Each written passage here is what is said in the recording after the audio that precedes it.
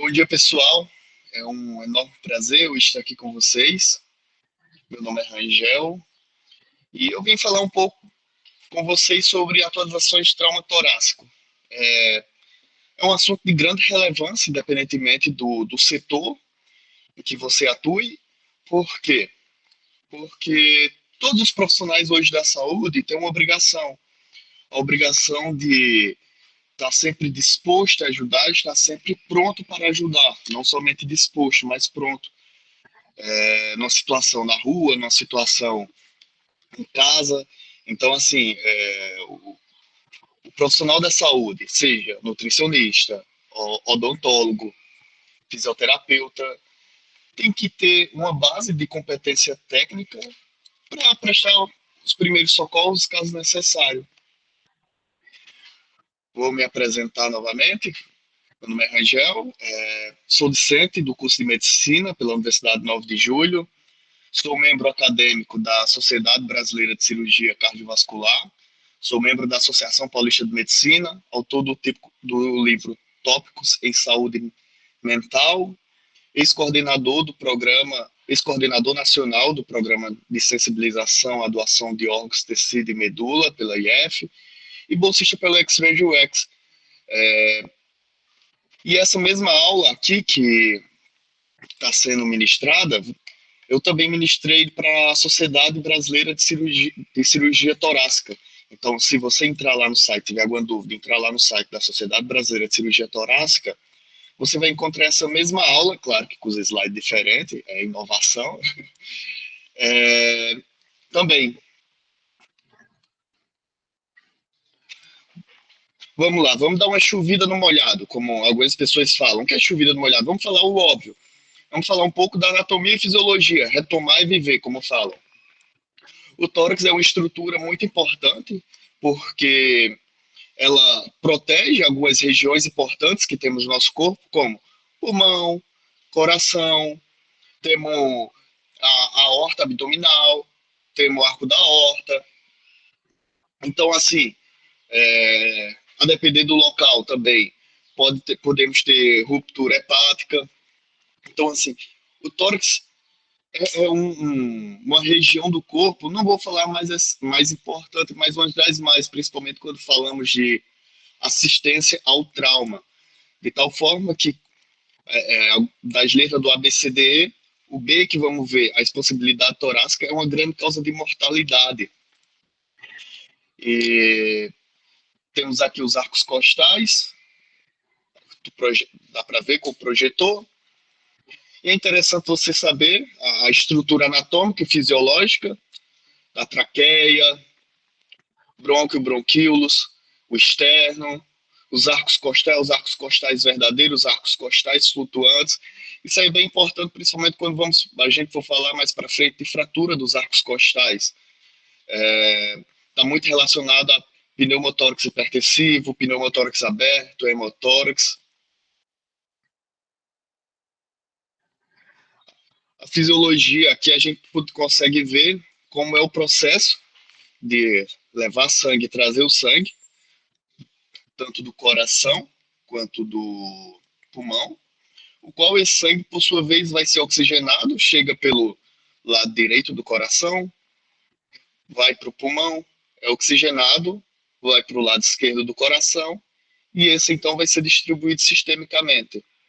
É importante saber esse passo a passo, porque algumas patologias, alguns traumas que a gente vai ver mais para frente, a cor do sangue está diretamente relacionada a essa parte aqui da fisiologia.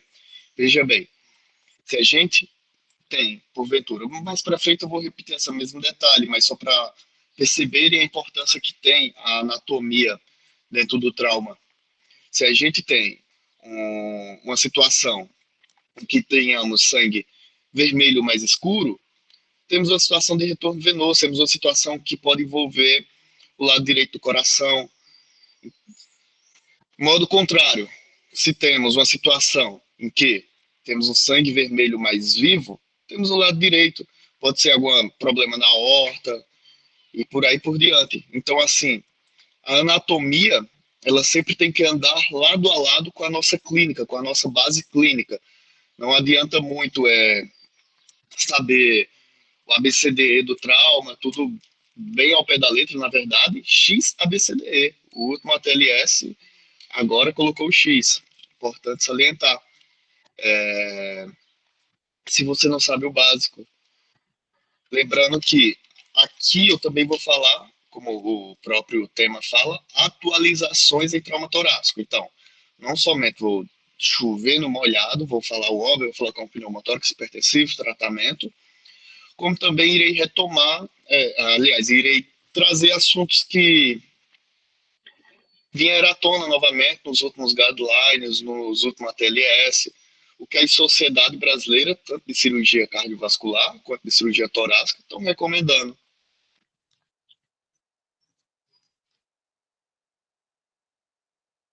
Pneumotórax hipertensivo.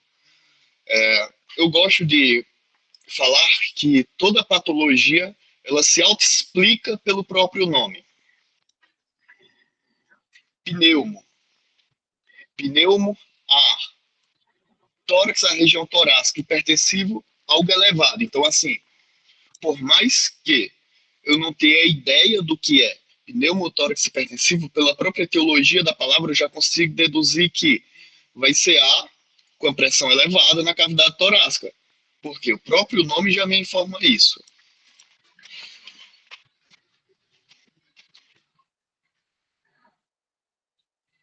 Como bem falei, pneumotórax hipertensivo é quando sobre pressão positiva está sendo exercício lá na pleura visceral e causa lesão no paciente.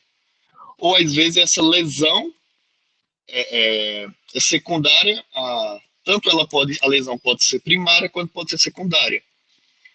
Por quê? Ela pode ser decorrente do pneumotórax simples, que ocasionou pneumotórax hipertensivo, ou também como pode ser a própria complicação em si.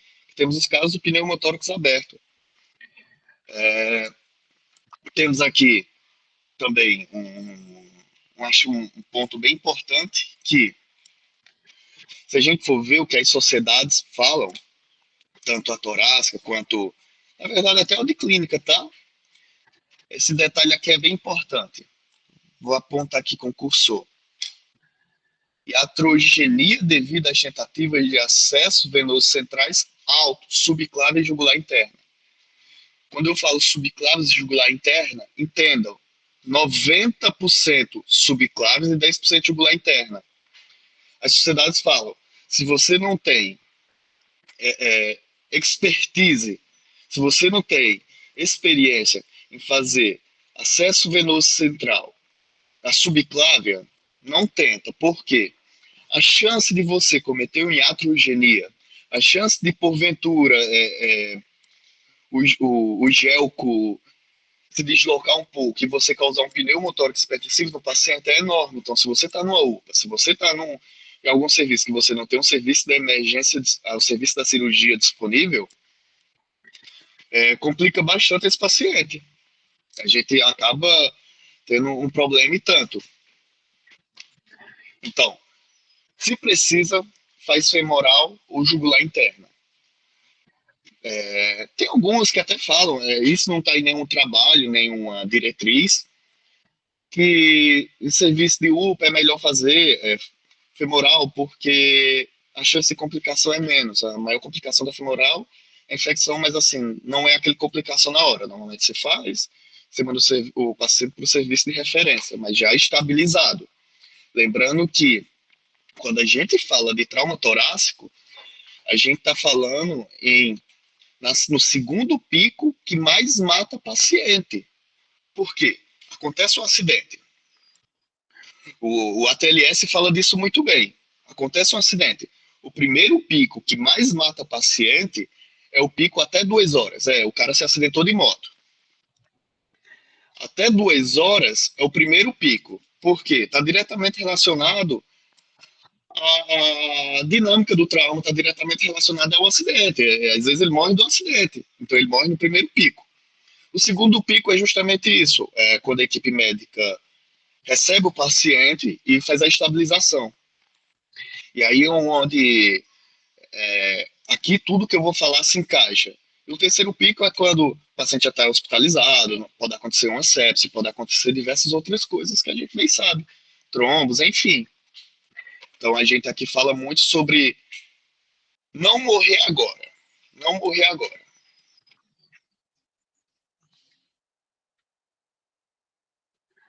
O diagnóstico é clínico, clínico. Pensa bem, o cara tá sem respirar, o cara tá com a dor torácica, o cara tá ficando roxo.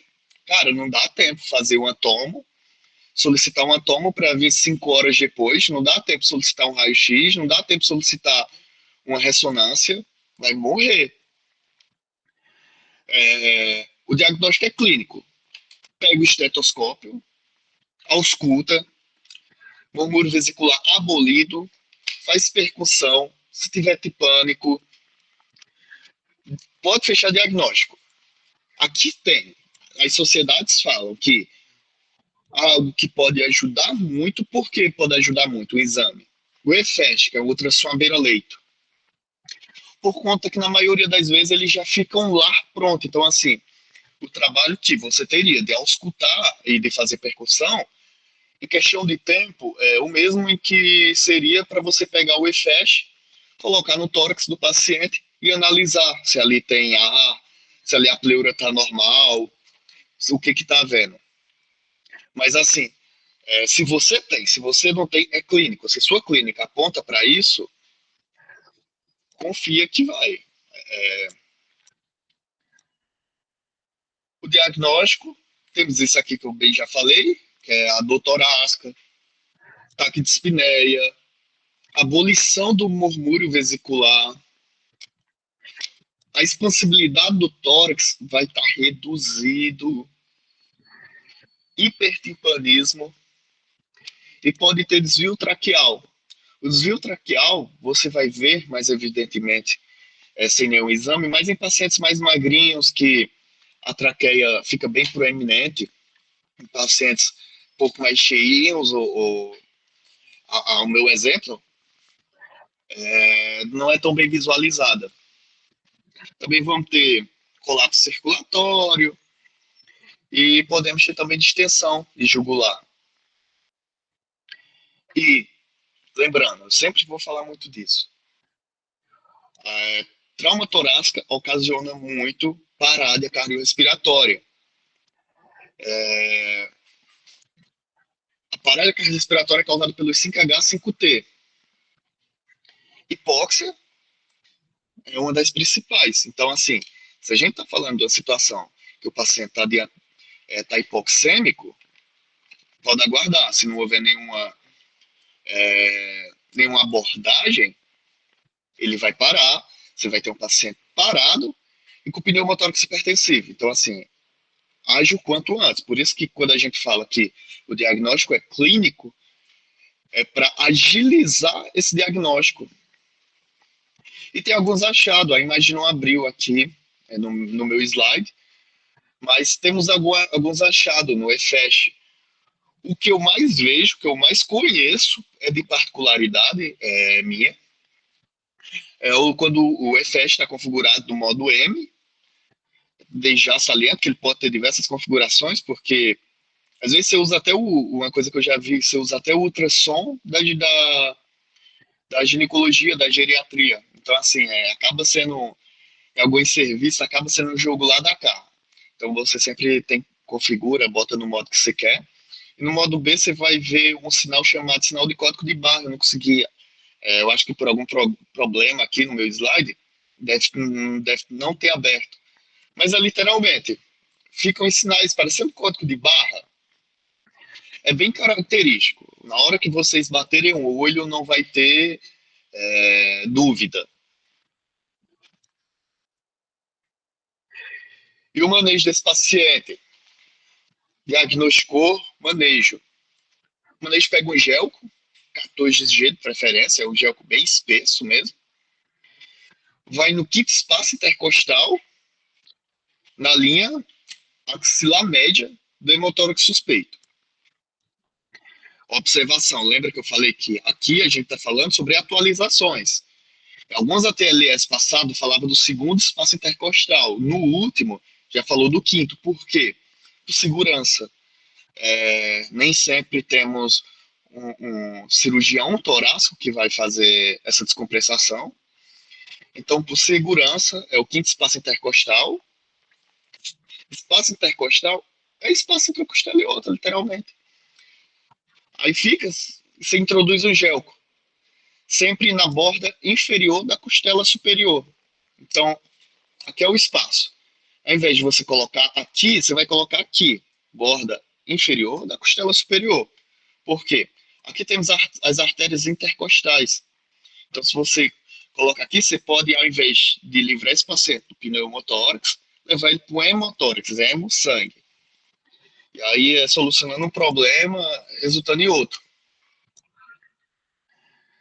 E aí vai haver a descompensação, e aí no primeiro momento a gente já respira. Ela é até chamada de descompensação de alívio. E aí o paciente pode seguir o resto do manejo, pode seguir, sair do serviço da emergência e prosseguir para o cirurgião que vai tratar o caso, definitivamente, ver o que ocasionou, tratar a causa base. Ah, interessante isso aqui, eu vou voltar. Eu já vi também situações em que somente a inserção do gelco não é suficiente. Então você faz a toracostomia digital, que é o quê? Você faz uma incisão pequena e aí você vai com o dedo. Só que cuidado, isso não é muito empregado, por quê? Porque principalmente se esse paciente caiu, se esse paciente vem de uma situação de trauma, você não sabe como vai estar os arcos intercostais dele.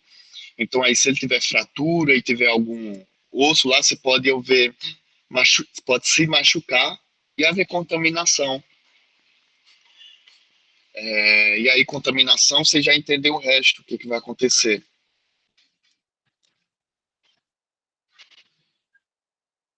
Então, usa o gelco, na maioria das vezes, 90% das vezes, ele resolve. Eu vou falar de pneumo a tórax, na cavidade torácica aberto. O próprio nome já delimita pra gente bem o que é. É quando a gente tem uma lesão, falando de um modo leigo para que possa ser compreendido por todos. Um buraco na cavidade torácica, e aí esse buraco vai promover o equilíbrio entre a pressão atmosférica e a pressão torácica. Lembrando que, fisiologicamente, a pressão atmosférica e a pressão torácica não podem ser a mesma. Por quê? Lembra que o ar sempre se movimenta pela diferença de pressão. Então, se eles são os mesmos, não tem circulação de ar, não tem diferença de ar para que possamos inspirar e expirar. Então, o quadro de pneumotórax aberto promove esse equilíbrio de pressão atmosférica e torácica, que por sua vez vai prejudicar completamente as ventilações, a troca gasosa desse paciente. Como falado, o ar expirado para a cavidade pleural, promovendo equilíbrio de pressão, vai promover hipoxemia, esse cara não vai estar respirando bem, hipercapnia, que é excesso de CO2. E também vamos ter colapso de pulmão ipsilateral. O que é colapso de pulmão ipsilateral? Finge que minhas mãos são o pulmão. E esse lado aqui ouve o pneumotórax aberto. Então ele colaba. Ele faz isso. Porque esse espaço aqui vai estar coberto por ar. Então ele vai estar colabado. Quando ele está colabado, pode haver desvio de mediastino, porque essa colabação pode chegar a empurrar.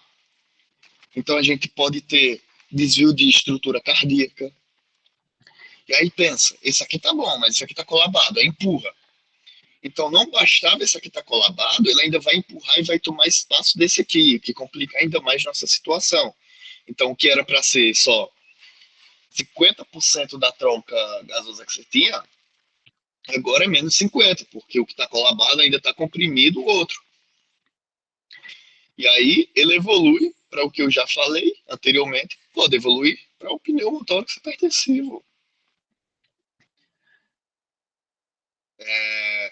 O diagnóstico é fácil, o diagnóstico desse é fácil. Você vê um buraco no tórax do cara e você vê ele com quadro de hipoxemia, respirando rápido, a dor torácica normalmente, não tem outra. Pode ter certeza que é pneumotórax aberto. Se você for escutar, ele pode ouvir o ruído aspirativo durante a expiração, mas, de um modo geral, o diagnóstico é feito só de bater o olho e de ver o paciente de um modo geral, você já tem certeza, não tem dúvida. Aí como a gente vai tratar esse cara? Lembrando que quando eu falo tratar, novamente eu vou tocar nesse ponto várias vezes, eu falo uma situação de emergência, eu não falo uma situação em que esse cara vai estar numa mesa cirúrgica, vai estar com anestesista, vai estar com 2 cirurgiões, vai estar com toda uma equipe. Eu falo uma situação de emergência, você e você. A gente faz o curativo de 3 pontos. Deixa eu até ver se coloquei aqui, se eu ver se eu coloquei na próxima imagem. Aqui, ó. Pensa, aqui está lotado de ar. O que, que eu posso fazer para que esse ar seja expelido e depois ele não volta? É como se fosse fazer isso. Ó. Ele fosse, e na hora que ele fosse voltar, tampasse. Por isso que é 3 pontos, porque o lado que está aberto deixa com que o ar saia, mas na hora que volta, tampa. Então acaba sendo uma válvula unidirecional, ou seja, de um único sentido. Normalmente, uma situação de trauma em que você socorre, você usa o que tem. A equipe dos paramédicos, quase sempre, o que, que eles usam? Eles pegam uma gase, ela vem no plástico e usa esse plástico mesmo. Pega esse plástico da gase, lembrando que a parte de dentro é estéreo, e você faz o curativo de 3 pontas. Não dá para ser tipo um pano, porque o pano passaria o ar, então não seria tão eficaz. Tem que ser uma estrutura que promova, deixe com que esse fluxo seja só unidirecional.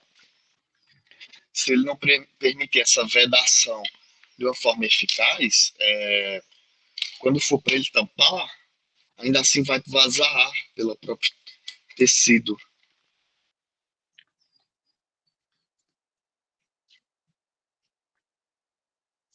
Hemotórax maciço. Novamente, voltando, a etiologia da palavra nos fala muito. Você saber descrever a etiologia, você já sabe metade da patologia. Hemo, sangue, ok. Tórax, região torácica. Maciço, se refere à maciçez em si. Então a gente já sabe o conceito, que é acúmulo de sangue no tórax, mais precisamente na cavidade pleural, que causa essa maciçez.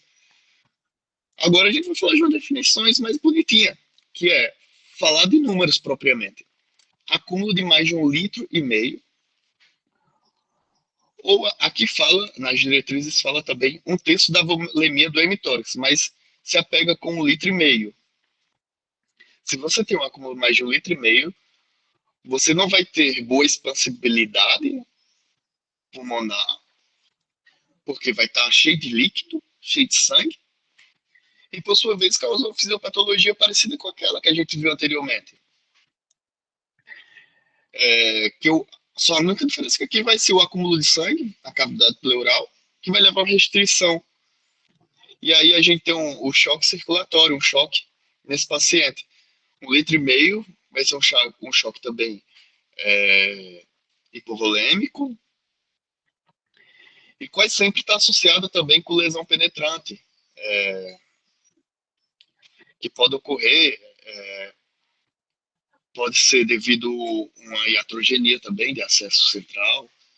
De repente o camarada não viu, mas ele rompeu a veia cava desse cidadão.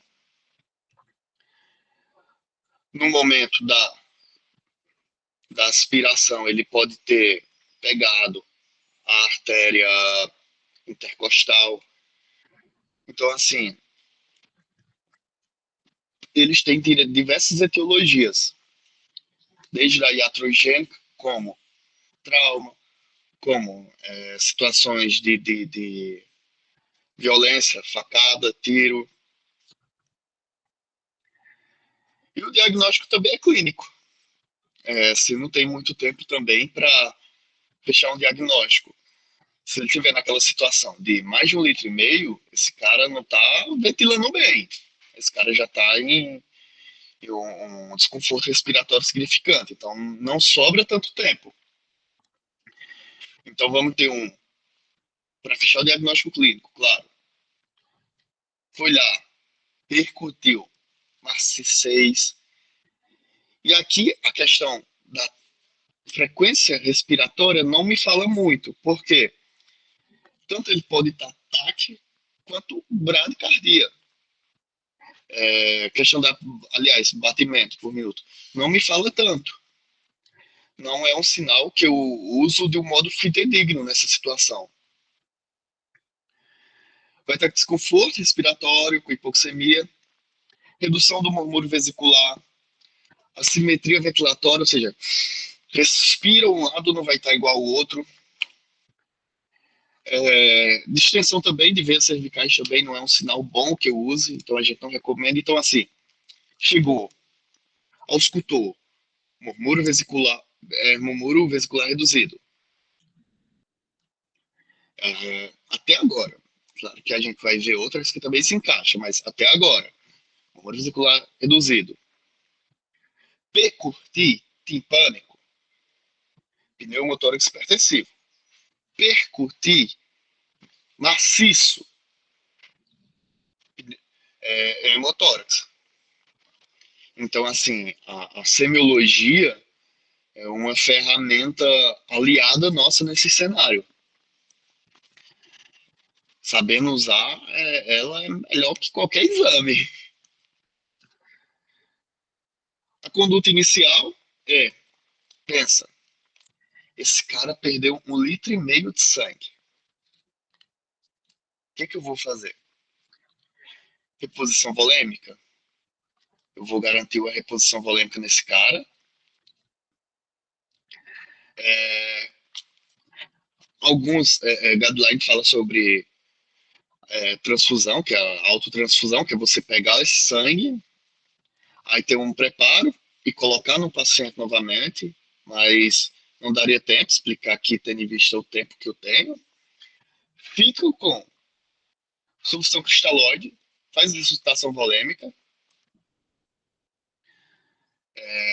Só que aqui, diferentemente do pneumotórax hipertensivo, a conduta é um pouco mais complicada. Por quê? Na drenagem, tem que fazer, se tiver uma situação apropriada, que ao menos permite, pode fazer uma toracotomia de urgência para fazer a aspiração desse sangue. Ou então pode fazer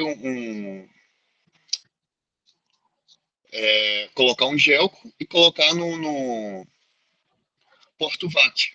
Mas assim, é complicado, tendo em vista a velocidade da aspiração. Então, assim, a toracotomia sempre vai ser um pouco mais de escolha. E lembra quando eu falei que a anatomia sempre, sempre, ela é uma aliada quando a gente fala nos diversos cenários clínicos. Vou dar um exemplo. Nesse cenário, você viu lá o sangue vermelho claro, é arterial. Se viu vermelho escuro, é venoso. Entendi, mas o que que significa? Arterial, ele é bem mais urgente, então promove uma urgência muito maior, porque eu tenho que garantir perfusão do sistema nervoso central. Lembra que o sistema nervoso central é um tecido sensível a situações de hipoxemia.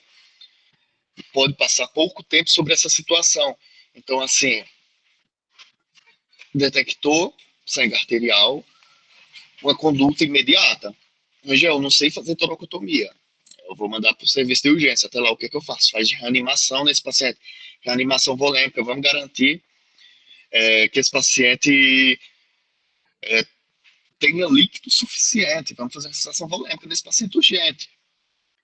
Porque se em alguma situação faltar, vai causar um AVC isquêmico, vai causar uma zona isquêmica, e aí ele pode AVCizar na nossa cara. Assim, de repente, o paciente vai ter um desvio de comissura labial. Então, e aí já é um segundo problema bem maior. Então, o diagnóstico seguido do manejo, principalmente o diagnóstico nesse sentido, salva vidas, salva vidas. Tamponamento cardíaco. Aqui a gente já sabe que a gente está falando da área cardíaca agora. Tamponamento, tampar, ou seja, vai estar muito relacionado a obstruir. Vamos ver a definição. Essa foi a definição da palavra. Nada mais é do que compressão cardíaca devido ao acúmulo de sangue do saco pericárdico, que pode ser ocasionada devido a uma lesão nos grandes vasos, seja elas coronárias, epicárdio, tipo, o sangue, o coração está aqui. Então ele tem um saco pericárdico que cobre ele. Qual a função desse saco pericárdico? Promover deslizamento, promover lubrificação. Então ele é importante. Se ele está ali, algumas pessoas falam que no corpo humano tudo tem um porquê. Se está lá é porque tem uma importância. Às vezes é difícil acreditar que isso cabe para o apendicite, mas, enfim, voltando. Se ele está lá, tem uma razão. Então ele está. Aqui é o saco pericárdico e o coração está aqui. Essa situação é uma situação em que eu tenho acúmulo de sangue entre esse saco e esse coração. Então vai acontecer isso, o coração vai ficar comprimido, então ele vai tentar bater. Aqui é uma situação normal, ele vai tentar bater e não vai conseguir, ele vai estar com choque obstrutivo. Essa situação do choque obstrutivo que a gente tem, vamos ter uma redução do débito cardíaco, uma redução importante do débito cardíaco. E esse acúmulo é gradual. Nem sempre, apesar de a gente estar falando sobre trauma, nem sempre esse assunto nem sempre isso é agudização. Nem sempre eu estou aqui de boa, no próximo minuto eu tenho um tamponamento. Às vezes é gradual, às vezes o desconforto vai iniciando aos poucos. Também tem muita relação com o trauma penetrante, seja ele iatrogênico ou de causa externa. E o diagnóstico, esse achado em prova cai muito, prova de residência, nessas provas, que é a tríade de Beck. Muita gente já ouviu falar, inclusive, é uma tríade bem conhecida, não somente da medicina, mas nas diversas áreas, que é a hipotensão arterial, o paciente chegou, você foi lá, aferiu a pressão, está com pressão baixa, é isso, já pontua na tríade de Beck. Urgência de veias cervicais, você vai olhar aqui, ó, as veias cervicais vão estar bem evidentes, essa evidência vai ocorrer devido à elevação da pressão venosa, esse sangue não está mandando sangue para frente. Se ele não manda para frente, tudo que está para trás congestiona. Então, essa jugular, essas veias vão estar tudo congestionadas. hipofonese e bolhas cardíacas. Botou lá, estetoscópiozinho na mitral, na tricúspide, focal aórtica e pulmonar. Tá baixo, cara, tamponamento cardíaco. Mas um achado que, muito embora não se... Às vezes pedem, vai, chegou esse paciente, às vezes você pode falar, eu tô em dúvida se esse cara, sei lá, se pode ser alguma outra causa cardíaca. Vou rodar um eletro. No eletro, aqui tem parada cardiorrespiratória em atividade elétrica sem pulso. Mas esse é o cenário, assim, já no final. No começo, no paciente de tamponamento cardíaco, o que eu vou ter? Eu vou ter alternância de complexo QRS. O que é alternância de complexo QRS? Você vai lá olhar. Tem hora que vai estar nessa alturinha. Tem hora que vai estar normal. Aí do nada baixa. Aí do nada eleva. Por quê? Aqui é líquido. Então, assim, hora o coração bate aqui e vem para cá. Então, aí os transdutores do elétron não conseguem pegar tão bem esses sinais. E hora ele vai estar aqui mais próxima da cavidade torácica e o sangue vai estar para trás. Então, assim, é um achado. Normalmente, não é tão visto, porque o eletro não é um exame de escolha. Mas, se você pegou esse paciente, de repente caiu na rua, tá com hipotensão, você não vai palpar bem pulso. Você já vai pensar na nossa cabeça, principal causa de mortalidade no paciente desmaiado, sem pulso. Vai pensar em parada. Botou lá um DEA, botou lá um desfibrilador, a gente vai ter o que a gente chama de AESP, que é atividade elétrica sem pulso. Nessa situação aqui, o que a gente vai fazer numa situação de emergência? Compressão. Atividade elétrica sem pulso é igual a compressão. Se está no hospital, temos o EFEST, novamente no abril aqui, mas o que a gente vai ver? É praticamente isso que eu ilustrei para vocês. A imagem do EFEST, no caso do tamponamento, não é uma imagem também difícil. Você vê o saco pericárdico, que é um saco fibroso, e você vê o coração aqui, você vê um espaço grande entre eles. Então, isso nos caracteriza como um tamponamento cardíaco. Lembrando que pode ter os falsos positivos do EFEST, no caso do hemotórax bilateral.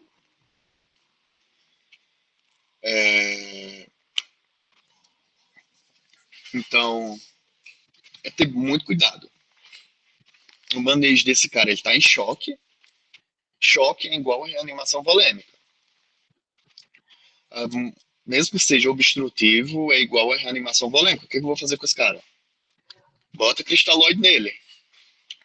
Vamos aumentar essa pressão venosa. Vamos aumentar aquela fórmula de Frankenstein, que é quanto mais distende, mais contrai. Por quê? Numa situação de emergência, eu não vou conseguir fazer a punção.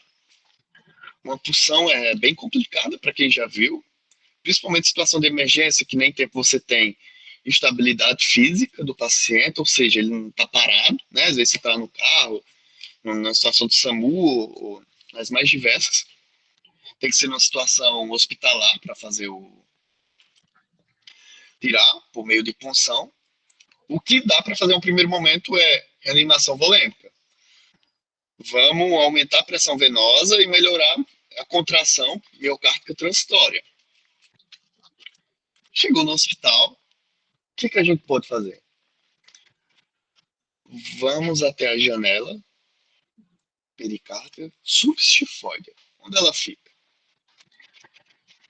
Ela fica logo abaixo do processo tifoide. A gente pega o transdutor, coloca lá e coloca numa angulação. Lembrando que é operador dependente, então assim, você vai tentando até achar. Para quê? Para que então você possa fazer a aspiração guiada. Pensa, o coração é um tecido muito sensível. E não é de bom tom, seria o iatrogenia e tanto, furar esse tecido com um gel. Então, guiado por ultrassom, para não furar esse tecido, chegar só até aqui, depois do saco pericárdico e o líquido, e fazer a aspiração. Isso se chama aspiração de alívio. É o método definitivo? Não, não é o método definitivo. Você salvou o cara do segundo pico de mortalidade. Lembra que eu falei no começo? Primeiro pico está relacionado ao trauma. Segundo pico é o que a gente faz na emergência. Aí esse cara tem que ir pro cirurgião cardíaco para ver o que aconteceu. Se foi uma ruptura de coronária, se foi. O que foi que aconteceu com esse cara? Enquanto isso, o que eu posso fazer? Fazer eletro de controle. Vamos fazer eletro, rodar eletro nele, para ver se a gente vê essas alternâncias de QRS. Viu que começou a alternar, acende sinal vermelho.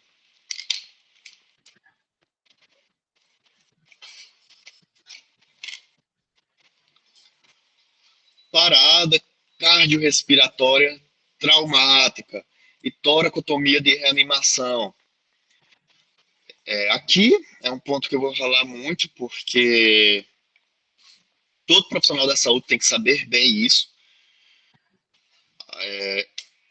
A parada cardiorrespiratória traumática e toracotomia de reanimação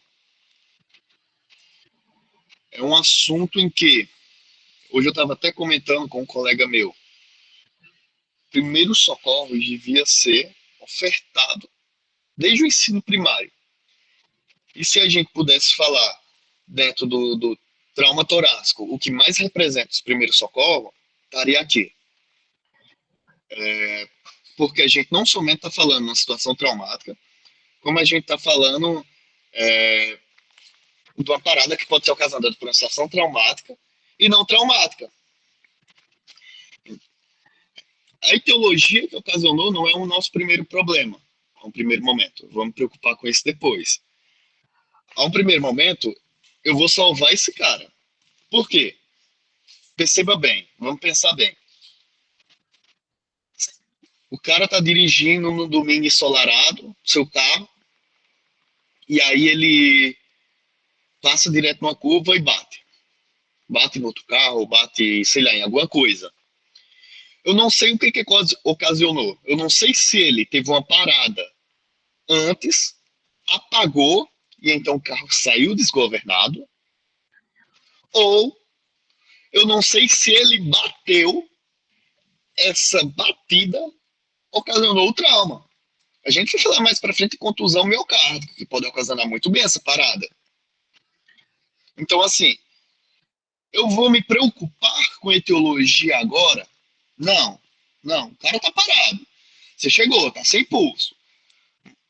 Foi lá, foi ver expansibilidade torácica, ausente.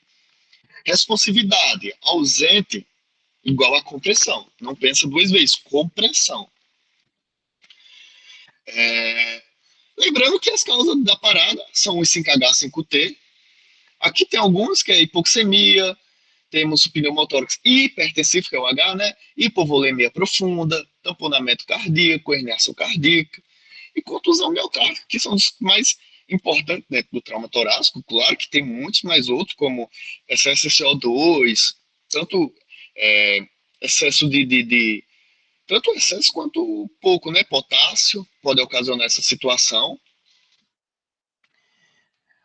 Então, assim, uma situação de emergência, as diretrizes do ACLS está 100% envolvida aqui. Agora, o novo o ACLS, ele não mais fala sobre acerca da ventilação, só as compressões, no ritmo de 120 compressões por minuto. Por que não a ventilação? A ventilação que eu falo numa situação de emergência no boca a boca, porque você não sabe o que o outro cara tá. Se você tem a válvula de fluxo unidirecional, que é uma válvula que ela, uma máscara que tem uma válvula que permite a abertura, mas não permite o refluxo do ar do paciente para você, tudo bem, você usa. Mas se não, 120 compressões por minuto. Tem até algumas músicas que o pessoal usa. O exemplo mais, eu acho que mais típico aqui que eu penso é aquela Baby Shark, que aí as criançadas adoram. Comprime, comprime.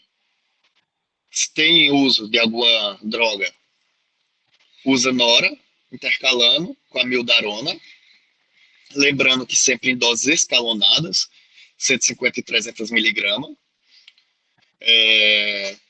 Esse paciente voltou, dá oxigênio a ele e vamos investigar o que causou. A gente vê que isso é uma causa de grande mortalidade no mundo, no mundo.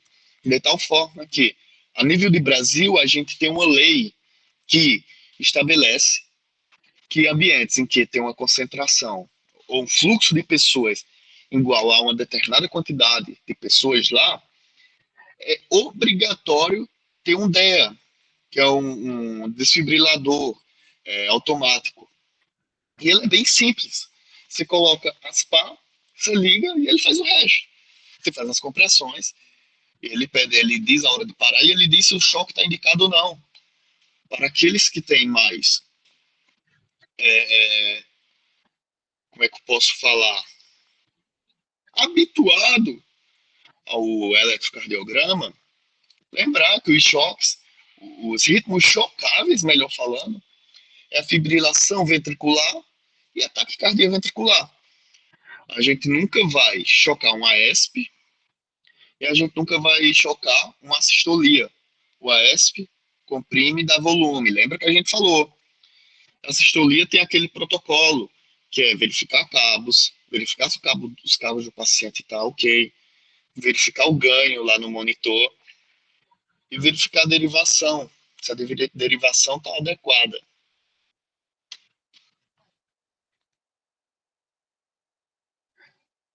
Como viram dois slides iguais da importância,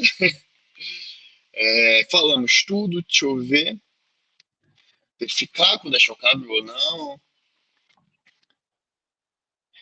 Lembrando que aí depois você vai mandar esse paciente para ver o que é que ocasionou essa parada. Tórax instável. Tórax instável é bem presente, é uma particularidade bem presente em acidentes, principalmente envolvendo motocicletas. Então, quem aí faz o uso, cuidado ao máximo. Tórax estável é quando você tem uma perda de continuidade óssea de um segmento torácico adjacente, né? Ou de modo contínuo, melhor falando. É assim, finge que meus dedos são costelas. Aí você quebrou três aqui. Isso é considerado um tórax instável. Por quê? O que tem aqui? Aqui tem um pulmão. Então, na hora que ele for ventilar, o que vai fazer com esse arcos costais? Vai, ó, empurrar. Isso é muito importante, porque eu não sei qual formato que essa costela tá. Tipo, se ela quebrou retinha, se ela quebrou formando ponto, o que que ela aconteceu. Então, assim, só o fato dela ter quebrado já é um problema. Porque ela pode perfurar a cavidade pleural e aí a gente pode estar diante de um pneumotórax. Ela pode romper a artéria intercostal e a gente vai estar diante do hemotórax. Claro que todos esses quadros, junto ao tórax instável, não necessariamente a gente tem um ou outro. A gente pode ter dois casos ao mesmo tempo. Então, assim, é, é, é algo muito preocupante o tórax instável. E é uma causa que, para quem já conseguiu presenciar, sabe que é muito dolorosa. Muito dolorosa. Pacientes morrem. Galera, preste atenção. Pacientes morrem porque não conseguem respirar de tanta dor. E aí você deve estar pensando, ah, mas eu não pararia de respirar por dor, não. Estaria com dor respirando. Cara, ele sente tanta dor que sem ele perceber, ele começa a diminuir o fluxo respiratório. Tipo, se ele fazia 20 respirações por minuto, ele começa a diminuir para 16, 14, 10, 9. E aí ele pode parar. Ele pode parar. O cara literalmente parou devido à dor de respirar. Isso é bem importante. Devido à alteração mecânica ventilatória. Então, assim, o que a gente vai fazer com esse paciente? Sim, isso vai causar uma insuficiência respiratória grave, muito grave. De tal forma que essa dor é um dos sinais mais importantes. Viu o raio-x, viu lá? E esse raio-x já faz analgesia. Exame complementar, você pode pedir uma gasometria para ver a questão da insuficiência respiratória desse paciente, radiografia de tórax, para ver quais arcos costais. Em um primeiro momento, não é muito que a gente usa. Por quê? Porque o cara tá lá gemendo de dor. Então a gente vai fazer o mais rápido, o que é mais rápido. Depois a gente pode fazer um tomo para avaliar complicações, ver se houve rompimento de alguma artéria intercostal, ver se há um pequeno derrame, ou o que foi que aconteceu de complicação, mas agora não é o foco. Esquece tomo. E o que eu vou fazer com esse cara? Cara, monitorizar. Vamos ter certeza que esse cara não vai parar, dar oxigênio a 100% e analgesia. Analgesia. Eu uso dipirona. Cara, não começa a analgesia com dipirona, não começa, vai para o forte, pode ir para morfina. E existe casos que eu falo não muito atípicos, na verdade é bem típicos, que a morfina não vai segurar a dor. Então o que é que você faz? Você vai fazer uma sedação, você vai sedar e entubar esse cara, vai deixar ele entubado uns dias. É bem melhor do que você ver ele ter uma parada porque não consegue respirar de dor. Então, assim, minha principal complicação é esse cara parar numa situação de emergência. Se eu cedo esse cara, lá configuro o ventilador, e aí eu dou um tempo para os arcos costais, pelo menos uma consolidação primária, para depois pensar a descalonar essa sedação.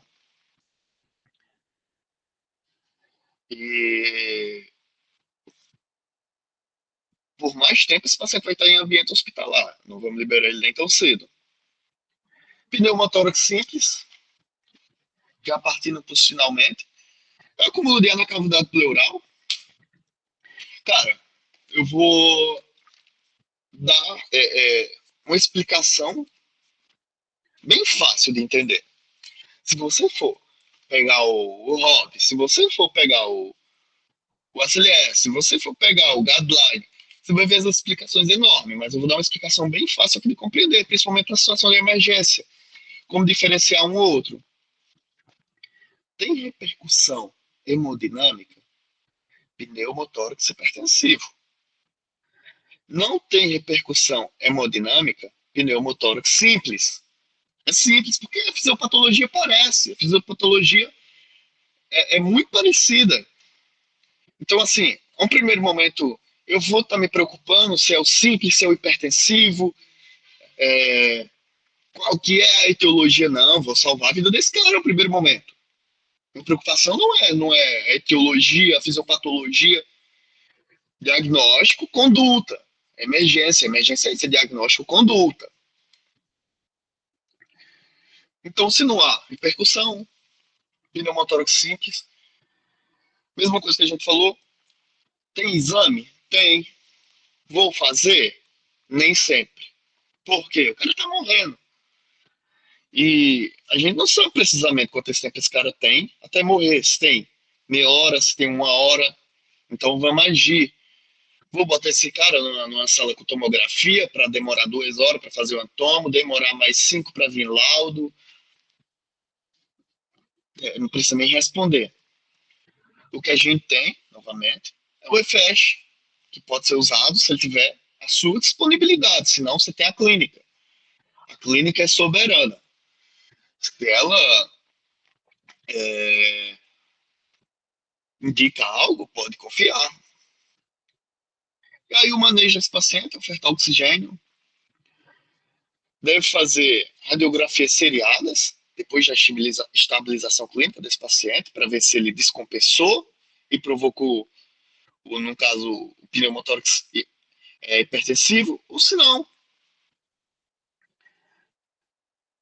nem sempre vai ter alguma intervenção cirúrgica, às vezes só um dreno de calibre pequeno já resolve.